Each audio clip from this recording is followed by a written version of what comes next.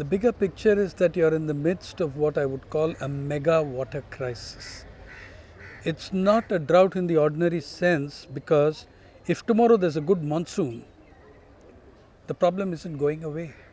And one of the issues in how the media cover the drought is what I complain about, what I find very serious, is to treat it as a meteorological drought based on failure of rains. My point is that even if you have 3 excellent monsoons, your use of water has not changed. It's constantly deteriorating. So you might have more water to drink, but you are still going to have a much bigger water crisis to follow, because every other thing that we are doing, we are intensifying, we are not reducing. Our cropping patterns are very flawed.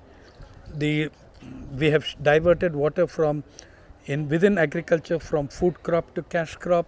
Within the cities, we have diverted water from rural areas to urban areas. We've diverted water from slums to sky rises.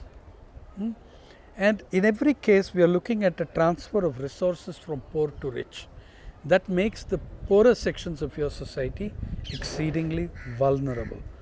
To be able to deal with that, you have to answer this question: is water a fundamental human right and right of all species, or is it a commodity?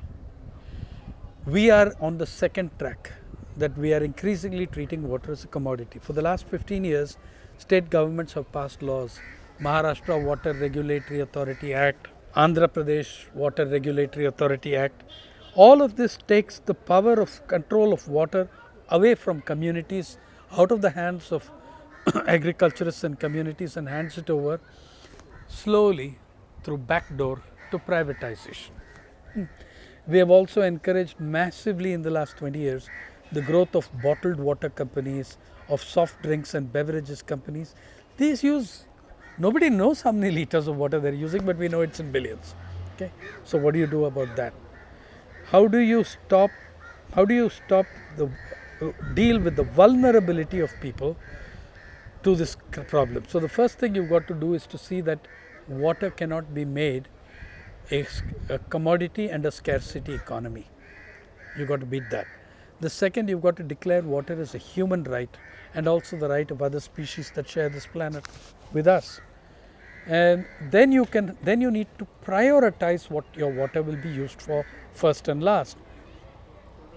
One is drinking water for living, survival,